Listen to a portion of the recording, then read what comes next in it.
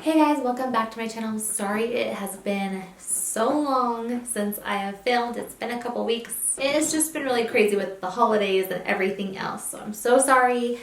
But today what I kind of want to talk about is Foundation 101. For those of you who are looking for how to find your perfect shade, say you're in an Ulta or someplace like that and you just cannot find exactly what you're looking for, don't know what to look for, that's what people like me in the makeup industry that have worked in the makeup industry are here for. So if you cannot find one of us to match you, what you're going to want to do is look for these things. First, what I'm going to suggest is definitely know your skin type. There are 4 different kind of skin types that are kind of break it down for you. So there's dry combination, oily combination, and oily. I'm personally oily combination. I teeter a lot of times to more oily.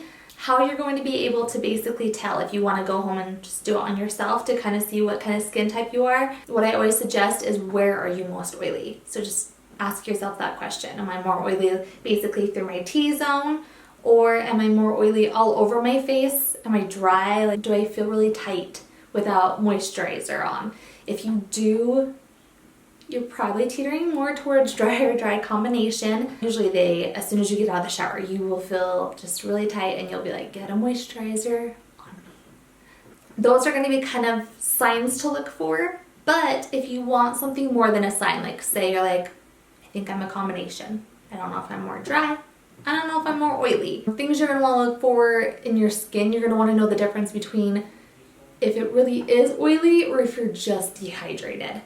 So ways you're going to be able to do this, you're basically going to want to look in the mirror, and if you can hold the back of your finger up and you lift your skin up slightly, you'll be able to see kind of like a parchment almost looking, like it'll be almost slightly wrinkly. If it's not, you've got enough water in you, you can probably go on to the next step. If you have like a little bit of like parchment, like a little more wrinkly, kind of like a zigzag thing in your skin, if you look really close, you're dehydrated. So you'll just need to kick up the water. A lot of times that'll help balance out the oilies, and you're probably going to be leaning more towards like a dry combination at that point. If not, and you have plump skin, you get enough water through the day, you're probably going to be more on the oily combination side, which is great. It's great for wrinkles. It's great for making your foundation look smoother.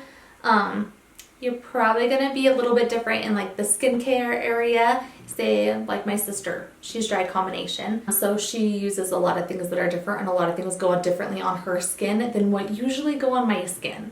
So I'm going to kind of break that down to you guys. If you are going to be more in the drier or the dry combination area, you're probably going to want to stay more towards like creams and balms and just thicker, more luminous things. That's going to probably allude a lot more to you. You're going to be more drawn to it, and it's probably going to really help to balance out your skin a lot more in those areas. If you are more in the oily skin area like myself, you are probably going to want to do something more like a gel or like spray hydrators or just lighter weight water-based items, because that's going to be what's going to help balance out our oils in our skin. A lot of really important things too.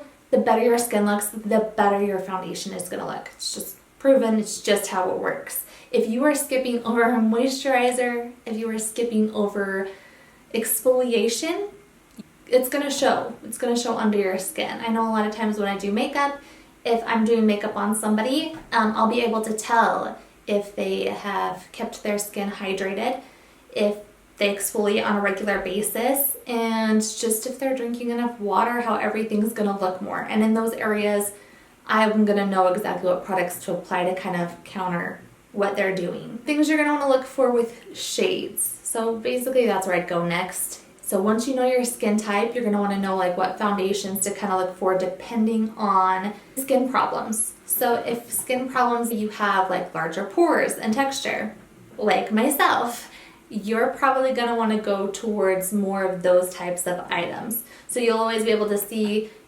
exactly like on your foundation bottles, things like that, what's going to be more based off of those types of people. If you're going to be more dry, you're going to be more based on getting things that are more creamy, like I said, more balmy, more luminizing, more dewy, Those things are going to be really drawn to you and they're going to look great on your skin. Make sure, like I said, you are using good skincare and you are using a good moisturizer. It's going to make the world a difference. Exfoliate. I would say I exfoliate at least about 2 to 3 times a week just so I can keep up, because as we get older, our cell turnover starts slowing down, and as it slows down, you start looking creepier. That's when wrinkles start to show, and that's kind of where those problems start happening and start looking a little more prominent as we get older. So definitely stick with those areas first. Next thing we're going to talk about is checking what color you are. Usually with most foundations, if they're a good company, they've done their research, they really know a lot about undertones. There are usually about 3. Sometimes they mix them. A lot of times you can tell on the bottom of your foundation bottles kind of what they are, or sometimes there's like a shade bracket when you're buying your foundations that'll be placed right below your foundation. You'll be able to see if it's going to be in the more light yellowy undertones, light pink, light neutral, to like deeper and deeper skin tones, still in those same color areas. So how to tell if you don't already know how to tell? A really good way to do it, if you're by yourself and you don't have somebody matching you, look at your wrists. You have your veins that you can kind of see through this area. It's one of the more thinner parts of your skin. I personally have more purple and green. Some people just have one. Some people will just be bluer veins. Some people will be just green. Some people will be more purple. So depending on what vein color you have, you can usually tell what undertone you have. For example, because I have purple and because I have green, a lot of times I can teeter back between a more neutral undertoned yellow foundation. And that's going to be a better match for me than just going with like a pink or a cool undertone is what we call it. If you have a blue undertone or blue veins, you are going to be a pink undertone, and if you are purple, you are going to be a neutral. So a lot of times that'll really help.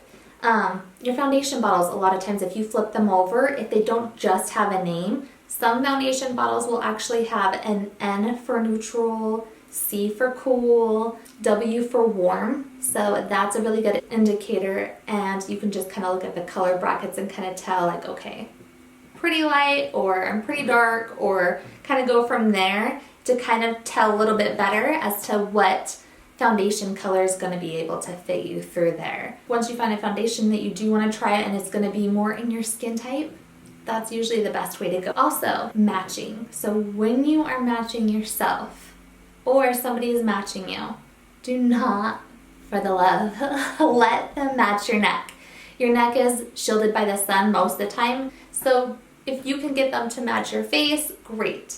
If you have stuff on your face, that's okay. Usually our chest is pretty close to a match for your face. That's a really good secondary place to go if you can't get a straight on face match. That's great. Also, don't forget to kind of blend, make sure your areas on your foundation when you are blending through your neckline, because your neck is lighter. If it's not blended from your face to their different tones that are going to be through there, it's going to be obvious if you're not blending. So definitely take the time, blend your foundation through your neck area. It's going to pay off huge in the end, and your makeup's going to look a lot more natural. And then also from what kind of look you want, whether you want a more natural look or if you want something a little bit more full beat, kind of, full on makeup look, if you're going out, things like that, depending on what you're wanting the look to be, kind of foundation coverage you're going to be wanting. So also make sure, okay, so I found the foundation that I think I want to try. Is this going to be great for my texture, great for my pores, but am I always going to want to use this? Like say you only go for one foundation or 2. So it's good to always have a full coverage foundation, and it's good to have kind of a lighter one. Powders tend to be really nice for summertime because during the summertime in a lot of areas, we do tend to sweat. It's hot. Sometimes it's humid depending where you go, like if you're going on vacation. So a lot of times the best thing to do is go for having your powder option and also having like a liquid foundation. Liquid foundations are great if you do get a light one. If you do want to go for a full coverage foundation, then that's going to be great for the other alternatives. So sometimes people just like to do all over powder during the summertime and more of a liquid for the winter, because winter's drier, so liquids are going to be probably a lot better around that time of the year. So also just kind of things to think about. Creams, color creams like blushes, bronzers, things like that for summertime are going to be a great option because, again, people tend to sweat things off a lot more. So if you do those kind of underneath the powder, it looks beautiful and it just lasts a lot longer through the day. Whereas during the winter time, a lot of times I'll stick more towards powders or mixing like my cream foundations, and I'll do like a little bit of powders and kind of set them really good with a setting spray. Make sure you really take your beauty blender and just press it in, and it's definitely going to help that to last longer. Make sure you're always looking for sunscreen, especially during the summertime too, because skin cancer, it's kind of crazy. You can get it. Sometimes it's like to bake in the sun. I love to, I totally understand, but that's always a good thing to go for. I have gotten questions on how to keep your foundation from turning gray. If this is a problem for you, you should probably look at the company of foundation that you're buying from, because some of them have a hard time getting the ratio of sunscreen to foundation in the exact amount. That'll cause a lot of times discoloration or gray undertone, and it can also cause a lot of flashback. So that is also something to look for. Also, oxidizing in your foundation. Make sure that when you're getting a good match, let it sit for a few minutes. Nobody's gonna stop you. If it starts turning a little bit darker, sometimes foundations will do that. It's called oxidizing. If you want the foundation and that's the kind you want, just make sure you go a little bit lighter in color is basically all you need to look out for, because if you don't, you're gonna have quite the discoloration line and it's not going to be very cute. Okay? Also, things to look out for if you have sensitive skin. I have sensitive skin personally, and I like to look for things that are more oil-free, fragrance-free. Fragrance is a huge culprit of breakout, so just kind of make sure that you guys are watching out for that, especially fragrances put in everything, so it's kind of hard to avoid, but there are brands and companies that do, fragrance free and try to concentrate a little bit more on that. Alright guys, well that is it. Today was just really kind of like a quick talk through. I figured it had been a minute, and this is always a good subject to talk about because everyone always has questions on it and always kind of wants to know, hey, what do I do in this situation? How do I tell what's, skin type I am? How do I tell how to match myself with a good color? If you guys have any other questions, feel free to text me or just list down below any sort of questions you might have, and I am more than happy to go over them in another video. Thanks so much. See you in the next one. Bye.